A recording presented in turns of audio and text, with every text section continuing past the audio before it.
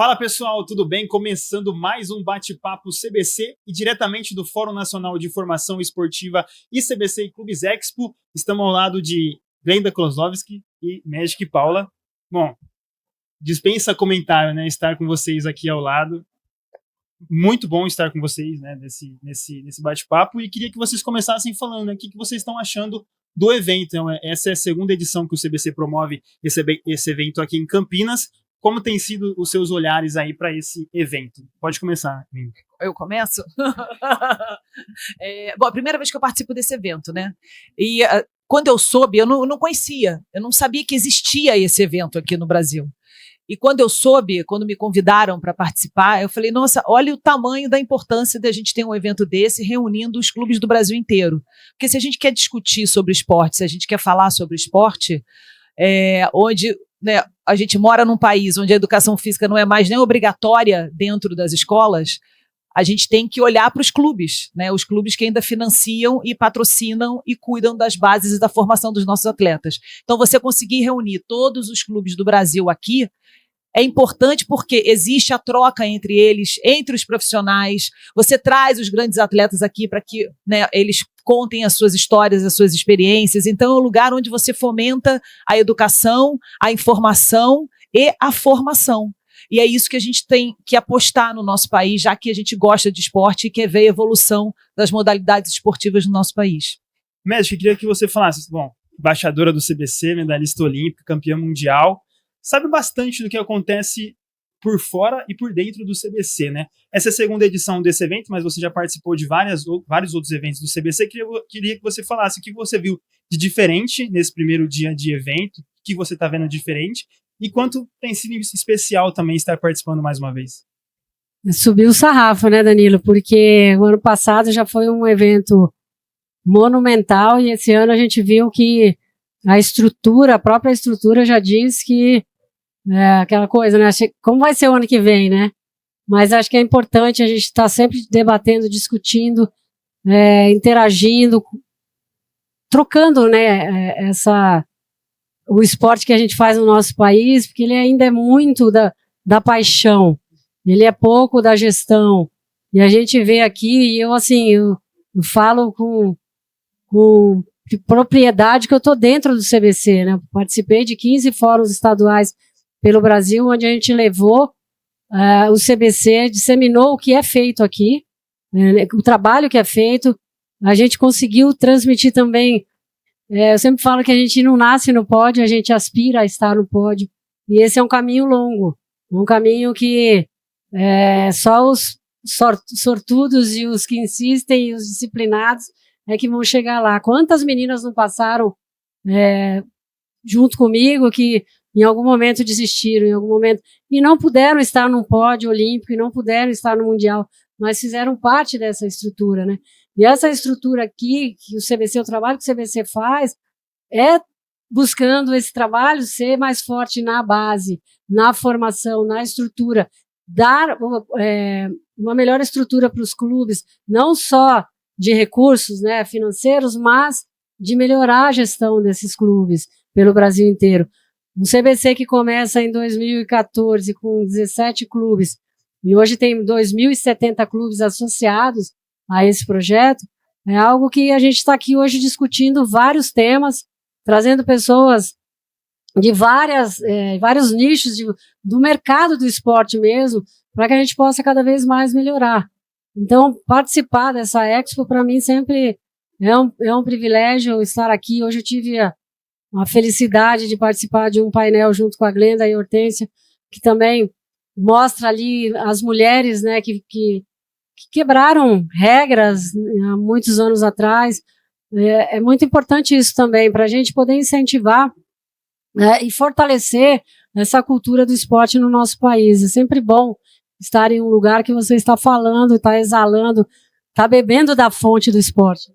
E aí eu queria que vocês falassem dessa experiência de ter participado desse painel, você de ter mediado um painel com duas ícones, né, do nosso esporte, a Magic e a Hortência, e você falar desse bate-papo que você teve. A Hortência, que foi sua companheira por muitos anos de seleção, como foi também compartilhar a sua trajetória e a dela junto para esses amantes de esporte?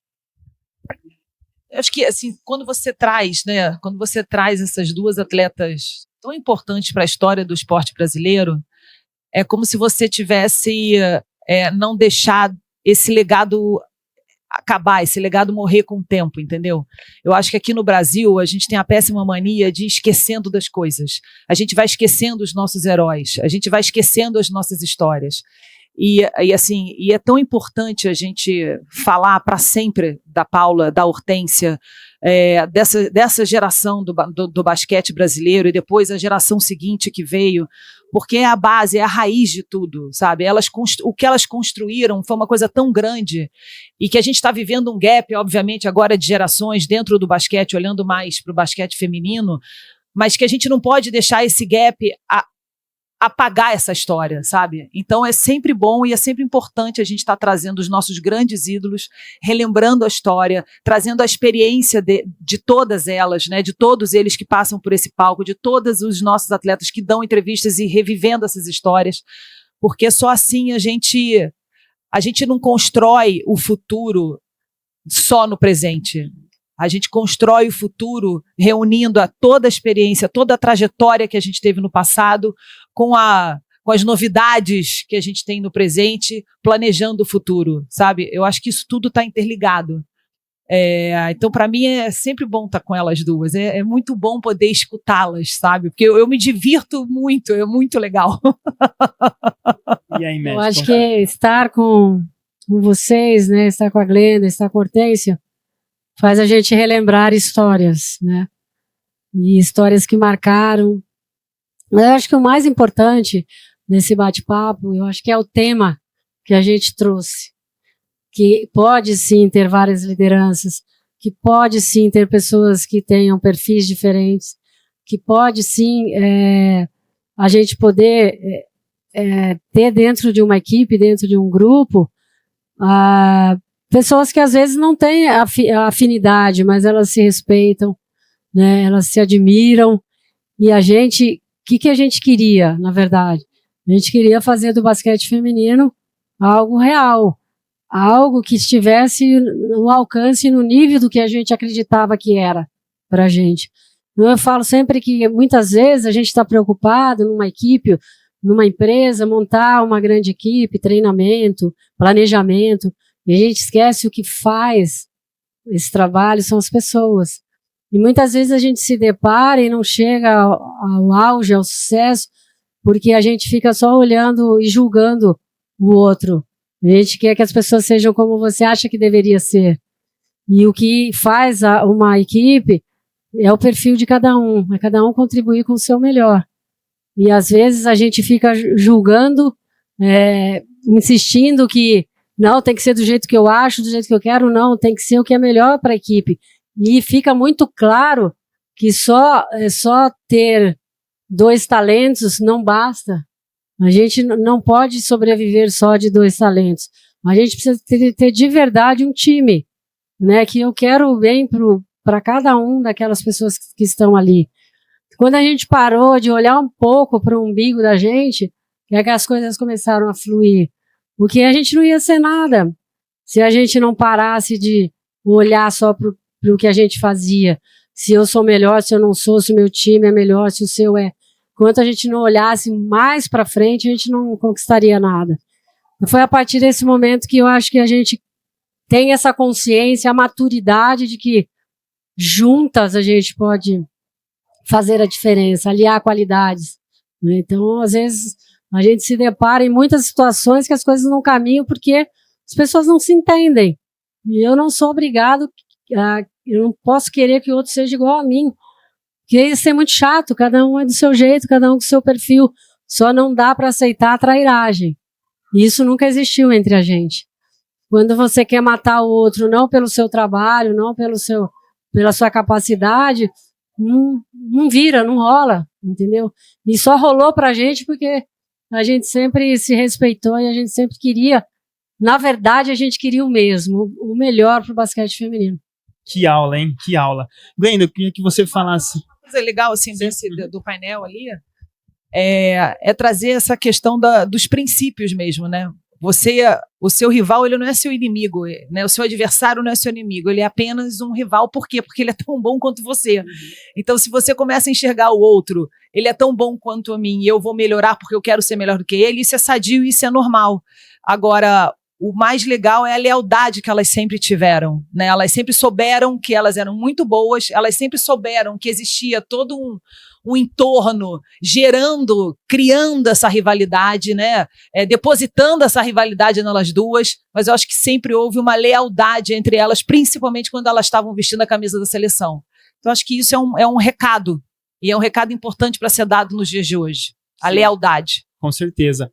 E você citou sobre o encontro aqui, né, o Fórum e o CBC Clubes Expo, quanto isso é importante para formar mais atletas, para o esporte brasileiro.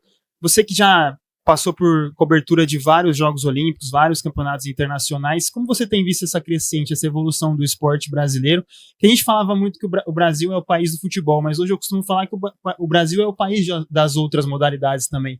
É do judô, da natação, de outras modalidades. Então, eu queria que você falasse nessas experiências que você teve desde do começo da sua cobertura jornalística, quanto você tem visto essa evolução? É legal você falar disso, porque se a gente for olhar para as últimas Olimpíadas, a gente conseguiu fazer uma coisa muito, de Tóquio para cá principalmente, a gente conseguiu fazer uma coisa muito importante, que mostra realmente o trabalho de desenvolvimento das confederações, do Comitê Olímpico do Brasil também, que é diversificar as nossas medalhas, né? A gente, quando olhava para uma Olimpíada, a gente falava, vem na vela, vem no judô, vem na natação, na ginástica pode, né, pingar alguma coisa, era isso.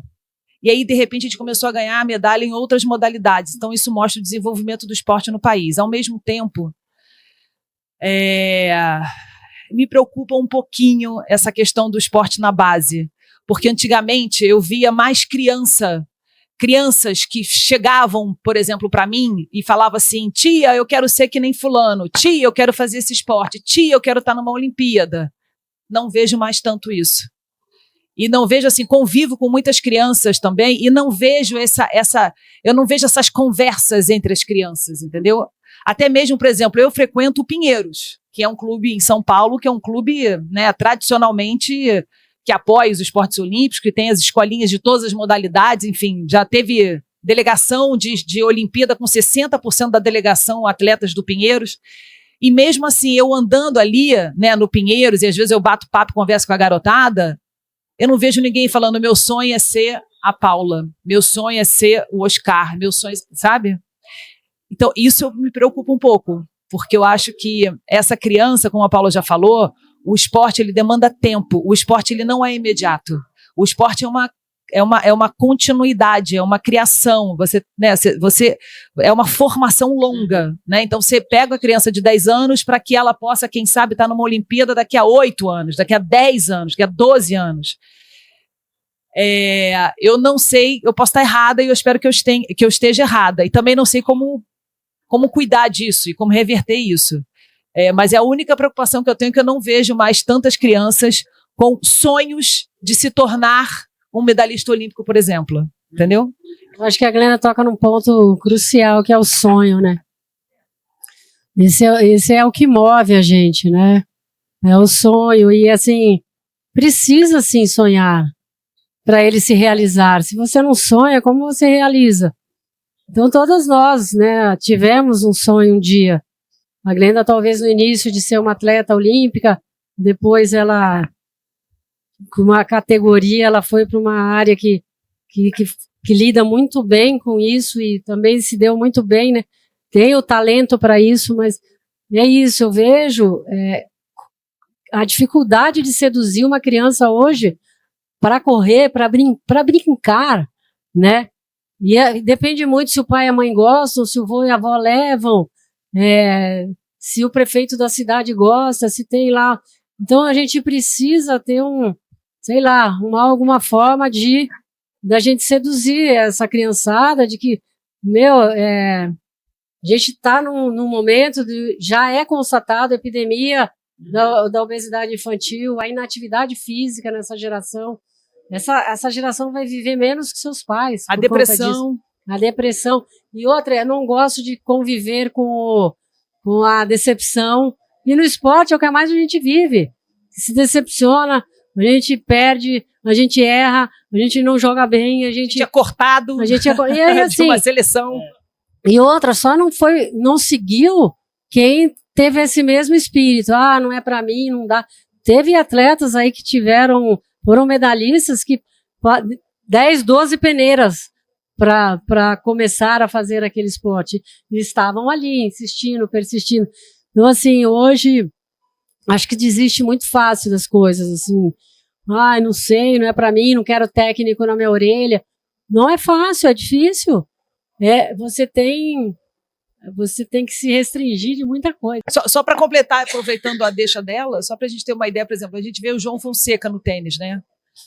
Eu acho bacana poder mostrar esses bastidores do João Fonseca, você vê a dedicação dele, esse menino não existe outra possibilidade na vida dele a não ser treinar, descansar, viajar, competir, treinar, descansar, viajar, competir, treinar, fica mudando só essa ordem, né? Então, quando você mostra isso para os jovens e torna o João Fonseca um ídolo dessa garotada, vai muito além da quadra, vai muito além do jogo que ele tá, muito além de se ele tá entre os 30 melhores do mundo. Não, a gente está mostrando o que é comportamento. Qual é a mensagem maior que ele está falando, que esse menino de 19, 20 anos está passando? É isso. A vida é assim, tem que se dedicar, tem que insistir, tem que esquecer a farra, você tem que ter um objetivo na vida, você tem que ter um sonho, um desejo e trabalhar para aquilo. Então, isso eu acho, o esporte, a história do esporte sempre foi essa, né? Quando a gente olhava para Paulo, quando a gente olhava para Hortência, quando a gente olhava para Oscar, quando a gente olhava para a Rebeca, imagina, a Rebeca fez 3 operações no joelho antes de ser campeã olímpica. Ela poderia ter desistido em qualquer momento desse, sabe? Então, essa é a grande mensagem, o ensinamento que o esporte dá. Só que a gente precisa ter criança praticando esporte para poder começar a entender e formar esse cidadão lá na frente, né? Acho que você toca num ponto do comportamento que eu acho que é fundamental, porque tem uma frase da Luísa Trajano que ela fala assim, a gente contrata pelo currículo e demite pelo comportamento. E é isso, porque assim, é o comportamento que vai te definir se você vai ou não. Eu sou de uma família de 4 mulheres, todas jogaram basquete, e eu e a Branca que seguimos como atletas, e a Branca teve o privilégio também de estar comigo. Tivemos o privilégio de estar juntas numa Olimpíada em Atlanta, mas minhas 2 outras irmãs, o que elas queriam? Ir para balada, acordar tarde, não queria ter compromisso de...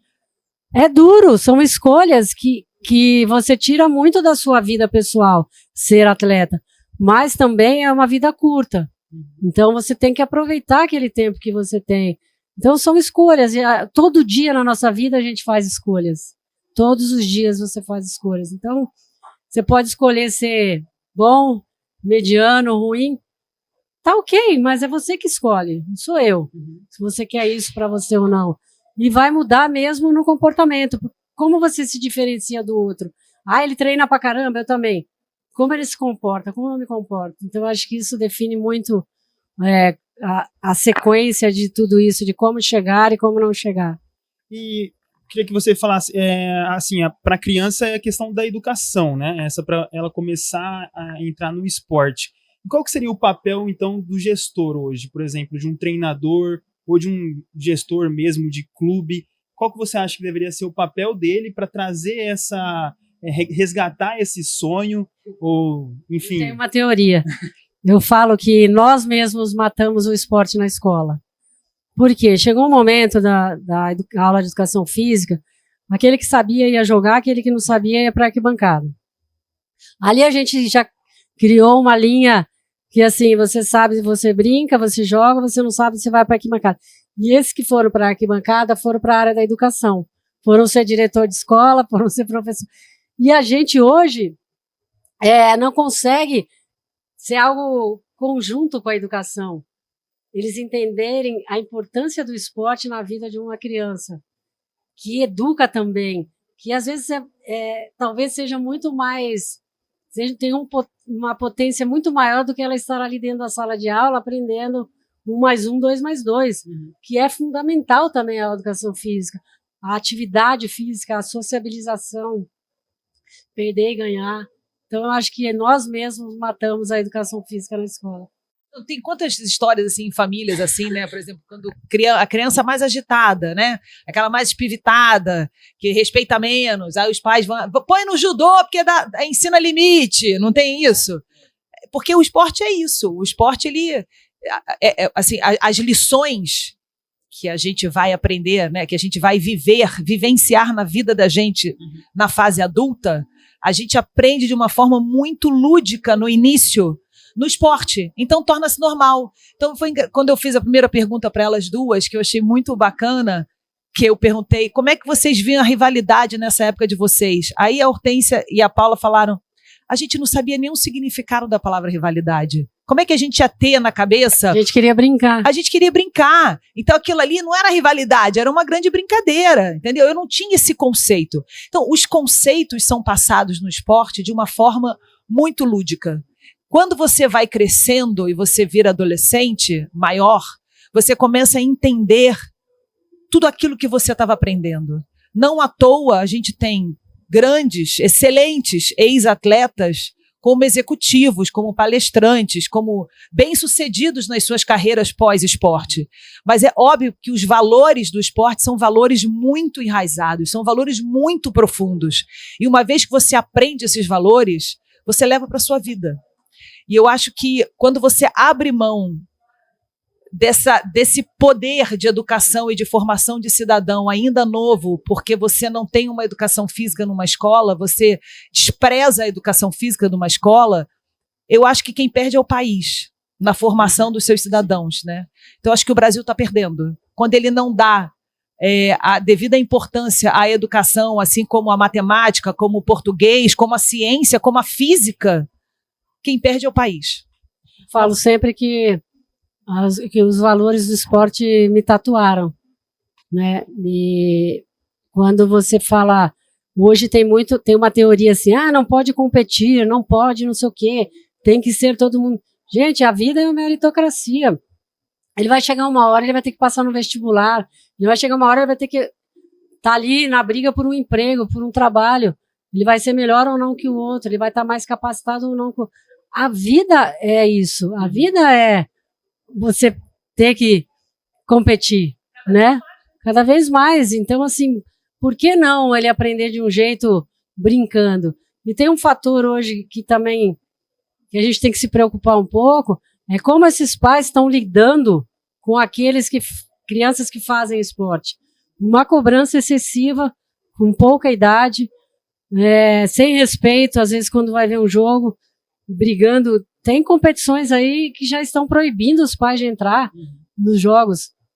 Então, assim, pai não é treinador, pai não tá ali para dizer se ele jogou bem, se ele jogou mal.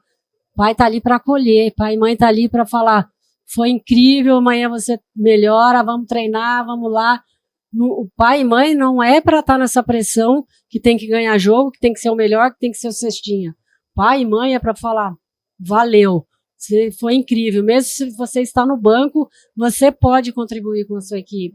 Tem que ser um aprendizado para essas crianças, porque poucos vão para uma Olimpíada, muitos vão para outra profissão, e na profissão vai ser a mesma coisa, né? Então, eu acho que isso tem sido muito intenso. Os pais têm que se cuidar um pouco mais em relação a isso. Eu queria entrar num assunto agora da força das mulheres no esporte. A gente tem visto uma crescente de cada vez mais a mulher ganhando força dentro do esporte. Nas últimas Olimpíadas, a delegação do Brasil foi mais mulheres. Como você tem visto, você como mulher, você como uma referência também no jornalismo esportivo brasileiro e mundial, tem visto essa evolução dentro do esporte? Agora eu vou trazer uma contradição. Quer dizer, não é uma contradição, é um puxão de orelha mesmo. Eu acho que é óbvio que os números estão aí, mostram, né? A gente levou mais mulheres para a Olimpíada de Paris do que homens. Mas ao mesmo tempo eu acho que pela insistência da mulher, por ela mesma, sim. Pela insistência dela, porque eu acho assim, o desporto feminino, o esporte feminino, ele aparece muito pouco. O esporte masculino, ele é muito mais protagonista do que o esporte feminino. Se a gente unir, né, somar os horários das TVs abertas que colocam o esporte no ar, que já é menor, porque existe toda uma programação. A Band é até diferente, porque a Band são mais de 50 horas por semana de esporte, na TV aberta. É muita coisa. Mas se a gente somar tudo, e aí dentro desse tempo dedicado ao esporte, das emissoras de TV aberta, que chegam em todo canto do Brasil, a gente pega dentro do esporte, o que tem de esporte feminino ali dentro? É infinitamente menor do que a exposição do esporte masculino. Então, eu acho que isso é um caminho que a gente precisa mudar. A gente precisa batalhar, a gente precisa querer e batalhar para que a modalidade, o desporto feminino, esteja mais presente nas transmissões esportivas das TVs abertas, TVs fechadas, do streaming, porque uma coisa leva a outra, né? Você tem que trazer a marca quer exposição, se você não tem exposição, você não tem investimento, e esse ciclo ele vai se alimentando. Então, assim, é só o meu... que eu estou desse lado, né, da comunicação, então eu sempre brigo para que o esporte feminino tenha mais protagonismo também, assim como tem o masculino. Eu acho que existe aí uma briga para a gente. A gente leva mais mulher para a Olimpíada, mas onde é que elas aparecem? Cadê elas? Então existe aí um investimento próprio, né, dessas mulheres, das famílias dessas mulheres, das confederações, do Comitê Olímpico do Brasil, só que eu acho que a gente pode aumentar ainda mais esse investimento no desporto e na formação das atletas meninas e mulheres. Eu vou mais longe ainda, porque se a gente pega na parte de gestão, tem pouquíssimas mulheres. Né? Sim, é verdade. Eu sempre estou em reuniões que talvez eu seja a única ou tem mais uma. Então, eu acho que é isso. A gente já quebrou muitas barreiras, mas tem muita coisa ainda por fazer, né? E tem uma outra questão também que agora eu me lembro sobre as crianças fazerem atividade. Hoje já tem estudos que elas assistem mais do que praticam. Então, elas assistem, elas estão aqui, elas estão jogando, elas veem o jogo, mas não praticam. Então, a gente também precisa dar esse limite, né, para as crianças de que tempo você vai se dedicar para cada coisa, e não, toma aqui que você me deixa mais sossegado, sou mais em paz, posso fazer minhas coisas. É isso.